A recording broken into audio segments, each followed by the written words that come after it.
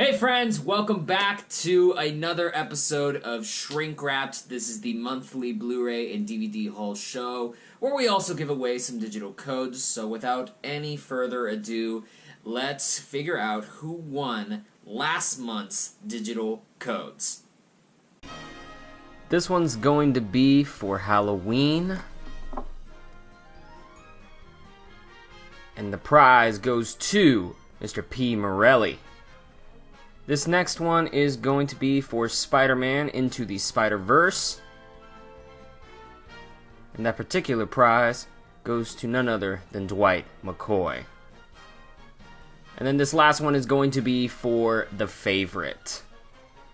Drum roll, and we have Clasher Go!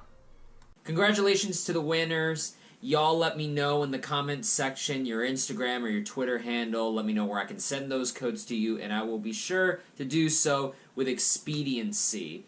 Now, before we get into the haul proper, I got the announcement to make. If you haven't seen the video that I'm linking up here, I am leaving HalfKocked. Daniel, I'm leaving this channel. I'm starting my own channel, trying to get a little bit more professional, trying to kind of push, maybe I think kickstart the career is what I'm hoping to do. I really want to do this for a living, and I think with a new channel, a new brand, a new face, I'll be able to do that a little bit better. And I'm going to miss being on HalfKocked, obviously, but it's time for change, so I think we're going to do that. So the next episode you see of Shrinkwrapped is not going to be on this channel, but instead is going to be on this channel. Daniel Berrios. That's my name. That's where you're going to find me. I'm going to include a link to the new channel where you're going to see future episodes of Shrinkwrapped in the comments below. I'm going to reiterate, and I'll probably I'm going to reiterate. The next episode of Shrinkwrapped, if you enter for these digital codes, do not look for that episode here. Subscribe to the new channel, link in the description.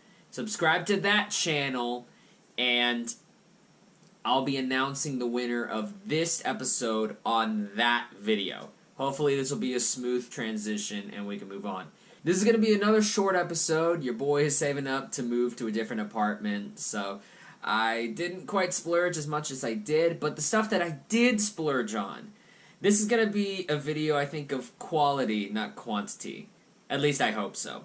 Like we do always, we're going to start with the DVDs. I only got 7 movies in total, so again, short episode. And this is one of the new releases that I got in April. That is Vice.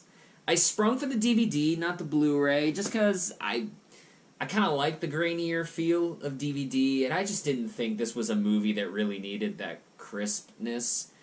The performances are incredibly strong across the board, but it's this kind of Schoolhouse Rock on cocaine feeling that you get from this film that in some ways echoes The Big Short, and in other ways just gives you this fractured portrayal of a complex, secretive man. And if you're interested in this kind of politics at all, or if you were like me, and you were about like between 9 and 12 whenever the events in this movie, you know, the Bush administration happened, I think this is a nice primer on you trying to understand at least a little bit of what was going on. And it's also hilarious, so I would definitely recommend at least renting this one. I wouldn't say go out right out and buy it, because it is one of those movies that you may like, may not, for whatever reason, but I still think it's recommended and you get to watch. If you've seen any of our after credits, and you are a fan of the Cinema Snob, you know that I ripped off the idea wholesale for midnight screenings. And the Cinema Snob is one of those dudes that has inspired me to keep pushing forward. I like the whole DIY aesthetic they've got. It's kind of low budget, but it's also with a grand imagination and love for movies, and just has been one of the inspirations in doing YouTube and film criticism and all that. So I supported his Indiegogo for the new Cinema Snob movie that's coming out later this year, and because of that, they sent me 3 of the Cinema Snob movies. And this is the stuff, like, you take a couple new episodes, and this is, like, uncensored, uncut, that kind of thing. So you've got the Cinema Snob's unerotic fantasies featuring such amazing episodes as Bat Pussy, Orgasmo Esotico, and Nazi Love Island. And of course there's like a midnight screenings in here somewhere. Just, it's a bunch of like DVDs. If you're into exploitation movies, if you're into Mystery Science Theater 3000, that kind of show and format, this stuff is going to be right up your alley. If you haven't heard of the Cinema Snob, link's going to be in the description too. So I got Unerotic Fantasies, the Nudies, Rudies, and Crudies, featuring Jailbait Babysitter and 48 Hours of Hallucinatory Sex. These are all comedic reviews, by the way, even though they're uncut and uncensored. And I think this one's the new one, which is The Cinema Snob Punches Nazis. And I'm pretty sure I've seen trailers for some of these, like She-Devils of the SS or Nazi Love Camp, something like that.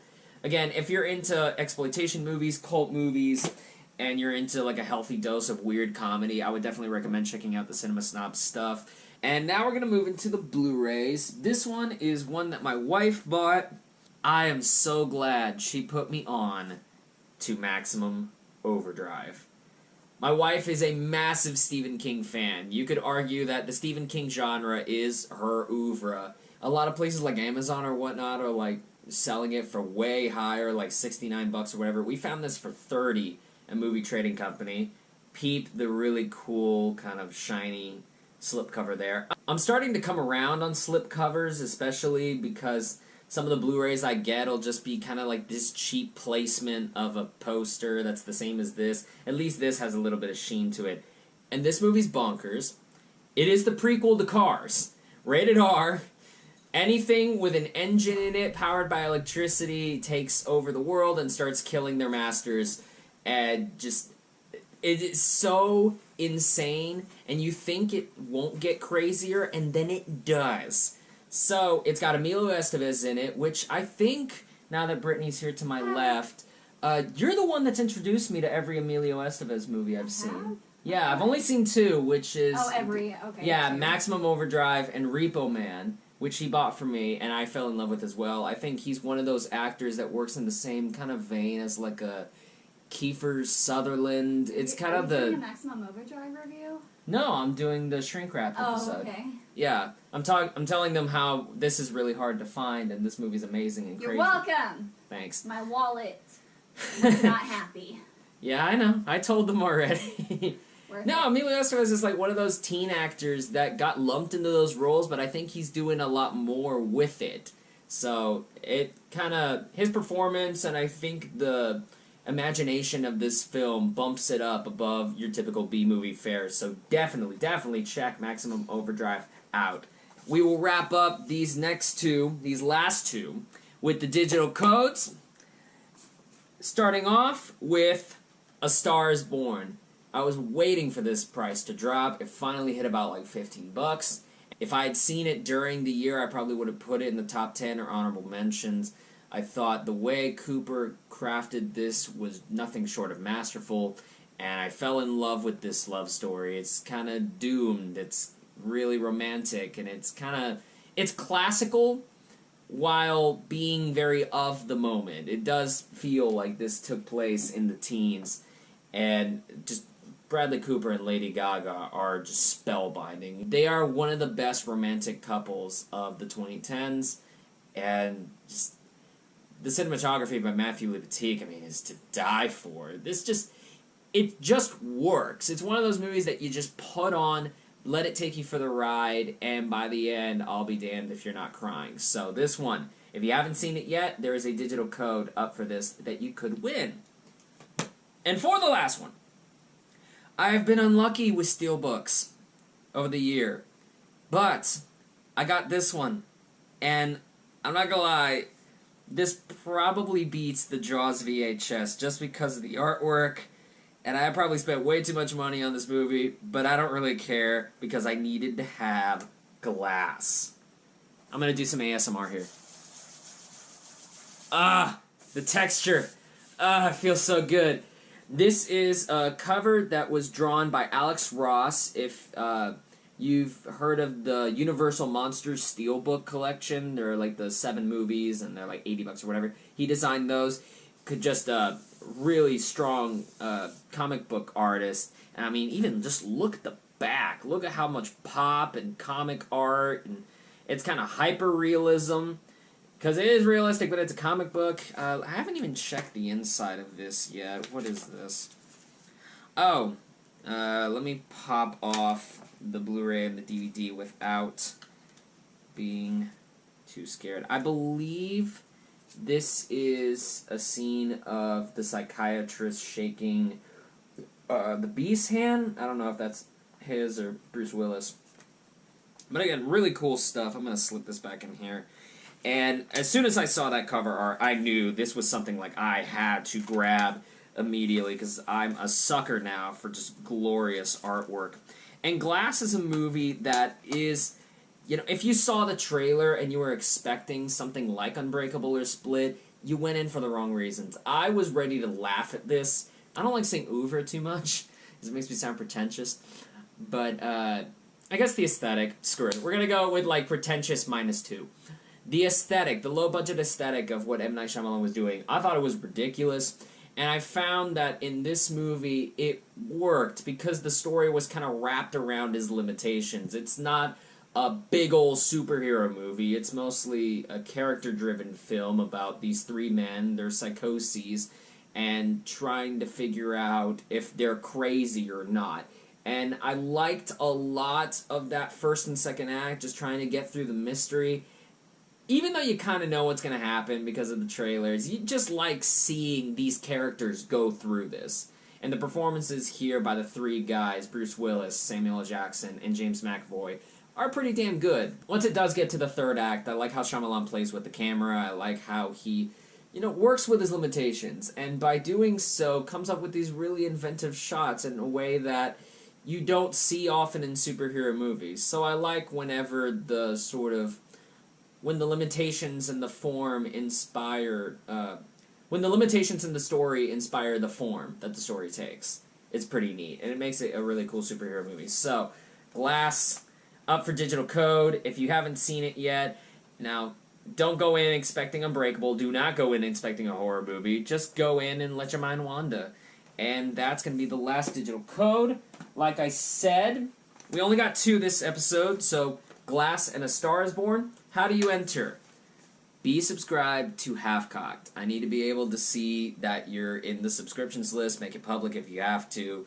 And then let me know, comment which one you want to be entered in the contest for, whether it be one movie, both movies, or just say hi. Remember, all future episodes of Shrinkwrapped are going to be moved to the new channel, Daniel Berrios. The channel link is in the description, I reiterate. And subscribe, follow me on there, and whenever that new episode of Shrinkwrapped comes out at the end of May, you are going to know the results of that contest over there, not on HalfKocked. Follow the new channel. That's the way you're going to know if you won your copy of Glass or Star is Born on digital. And for the people that won this month, I'm sorry, you're not eligible for this contest. That's my way of making it fair. As fair as I possibly can. And yeah, this is my last video for HalfKocked, and it's been a fun ride. I'm not going to eulogize too much. I think I'm looking a little bit to the future now. So I would like to say, for those of you that have followed me on HalfKocked here, thank you very much for following me. And, you know, like the video, and come on to the new channel. Like, come see what I'm going to be all about in this other realm, and this other chapter of my YouTube career, life, YouTube, filmography. Yeah, let's go with that. Anyway, if you've stuck around, thank you very much for watching. I appreciate you. Y'all take care, and have a wonderful day. Bye.